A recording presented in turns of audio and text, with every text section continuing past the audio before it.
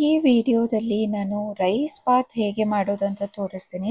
ಬರೀ 10 ನಿಮಿಷದಲ್ಲಿ ನೀವು ಈ ರೈಸ್ ಬಾತ್ನ ಮಾಡ್ಕೋಬೋದು. ಬ್ಯಾಚುಲರ್ಸಿಗಾಗಲಿ ಅಥವಾ ಈಗ ಕ್ವಿಕ್ಕಾಗಿ ಟಿಫಿನ್ ಬಾಕ್ಸಿಗೆ ನೀವು ಮಾಡ್ಕೋಬೇಕು, ಇಲ್ಲ ನಿಮ್ಗೆ ಹುಷಾರಿಲ್ದಿರೋ ಟೈಮ್ಗೆ ಏನಾದರೂ ಈಸಿಯಾಗಿ ಮಾಡ್ಕೋಬೇಕಂದ್ರೆ ಈ ರೆಸಿಪಿಯನ್ನು ನೀವು ಮಾಡ್ಕೋಬೋದು. ತುಂಬಾ ಈಸಿ ರೆಸಿಪಿ, ಆಮೇಲೆ ತುಂಬ ರುಚಿ ಕೂಡ ಇರುತ್ತೆ.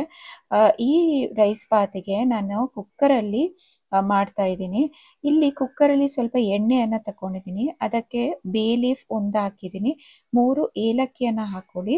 ನಂತರ ಒಂದು ದೊಡ್ಡ ತುಂಡು ಸಿನಾಮನ್ ಅಂದರೆ ಚಕ್ಕೆ, ಆಮೇಲೆ ಒಂದು ಸ್ಟಾರ್ ಫ್ಲವರ್, ಆಮೇಲೆ 1 ಟೀ ಸ್ಪೂನ್ನಷ್ಟು ಶಾಹಿ ಜೀರಾ ಹಾಕೊಳ್ಳಿ. ಶಾಹಿ ಜೀರಾ ಇಲ್ಲ ಅಂದರೆ 1 ಟೀ ಸ್ಪೂನ್ ಜೀರಿಗೆಗೆ ಸ್ವಲ್ಪ ಗೋಡಂಬಿಯನ್ನು ಹಾಕ್ಕೊಂಡು 1 ಇಡೀ ಈರುಳ್ಳಿಯನ್ನು ಹಾಕ್ಕೊಂಡಿದ್ದೀನಿ. ಇದಕ್ಕೆ ಸ್ವಲ್ಪ ಉಪ್ಪು ಮೇಲಿಂದ ಹಾಕ್ಕೊಂಡು ಚೆನ್ನಾಗಿ ಫ್ರೈ ಮಾಡ್ಕೊಳ್ಳಿ 1 ನಿಮಿಷ ತನಕ. ಆಮೇಲೆ ನೀವು 1 ಟೇಬಲ್ ಸ್ಪೂನ್ನಷ್ಟು ಶುಂಠಿ ಬೆಳ್ಳುಳ್ಳಿ ಪೇಸ್ಟನ್ನು ಹಾಕ್ಕೊಂಡು ಚೆನ್ನಾಗಿ ಮಿಕ್ಸ್ ಮಾಡ್ಕೋಬೇಕು. ಈ ಥರ ಶುಂಠಿ ಬೆಳ್ಳುಳ್ಳಿ ಪೇಸ್ಟ್ ಮನೆಯಲ್ಲೇ ಮಾಡಿದರೆ ಫ್ಲೇವರ್ ತುಂಬಾ ಚೆನ್ನಾಗಿರುತ್ತೆ. ನಿಮ್ಮ ಹತ್ರ ಮನೆಯಲ್ಲೇ ಮಾಡಿರೋ ಶುಂಠಿ ಬೆಳ್ಳುಳ್ಳಿ ಪೇಸ್ಟ್ ಇಲ್ಲ ಅಂದರೆ ಅಂಗಡಿಯಿಂದ ತಂದಿರೋ ಬೆಳ್ಳುಳ್ಳಿ ಪೇಸ್ಟ್ನ ಹಾಕ್ಕೊಂಡು 1 ಇಡೀ ಟೊಮೆಟೊವನ್ನು ಹಾಕಿ ಕಟ್ ಮಾಡಿ ಹಾಕಿದ್ದೀನಿ. ಅದಕ್ಕೆ ಸ್ವಲ್ಪ ಅರಿಶಿಣ ಪೌಡ್ರನ್ನು ಹಾಕ್ಕೊಂಡು ಈ ಥರ ಟೊಮೆಟೊ ಸ್ವಲ್ಪ ಬಾಡಬೇಕು, ಅಂದರೆ ಸಾಫ್ಟ್ ಆಗಬೇಕು. ಸೊ ಅಷ್ಟು ತನಕ ಇದನ್ನು ಚೆನ್ನಾಗಿ ಫ್ರೈ ಮಾಡ್ಕೋಬೇಕು. ಅದಕ್ಕೆ ಟೊಮೆಟೊ ಬೇಗ ಫ್ರೈ ಆಗಬೇಕು ಅಂತ ನಾನು ಸ್ವಲ್ಪ ನೀರು ಹಾಕಿ ಫ್ರೈ ಮಾಡಿದ್ದೀನಿ.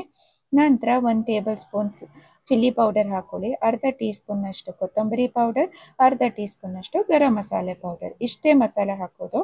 ನಂತರ ಇದಕ್ಕೆ ನಾನೀಗ ಸ್ವಲ್ಪ ಪುನಃ ನೀರು ಹಾಕ್ಕೊಳ್ತಾ ಇದ್ದೀನಿ, ಯಾಕಂದರೆ ಮಸಾಲೆ ಸ್ವಲ್ಪ ಸೀದೋಗುತ್ತೆ. ಹಾಗಾಗಿ ಲೈಟಾಗಿ ಫ್ಯೂ ಡ್ರಾಪ್ಸ್ ನೀರು ಹಾಕಿದ್ರೆ ಆಯಿತು.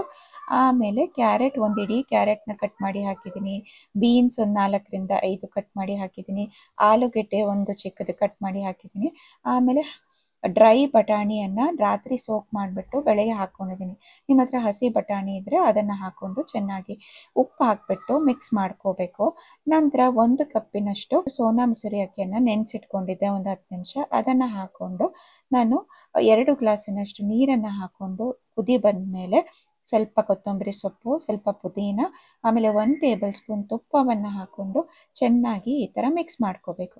ನೀರು ಕುದಿ ಬಂದಮೇಲೆ ನೀವು ಕುಕ್ಕರ್ ಮುಚ್ಚಳನ ಮೊದಲೇ ಮುಚ್ಚಲಿಕ್ಕೆ ಹೋಗಬೇಡಿ, ಇಲ್ಲ ಅಂದರೆ ನಿಮ್ಮದು ರೈಸ್ ಬಾತ್ ತುಂಬಾ ಅಂಟಂಟಾಗುತ್ತೆ. ಹಾಗಾಗಿ ನೀರು ಕುದಿ ಬಂದಮೇಲೆ ನೀವು ಮುಚ್ಕೊಂಡ್ರೆ 3 ವಿಸಿಲ್ ತೆಗೆದ್ರೆ ಈಗ ರೈಸ್ ಬಾತ್ ಎಷ್ಟು ಈಸಿಯಾಗಿ ನೀವು ಮಾಡ್ಕೋಬೋದು.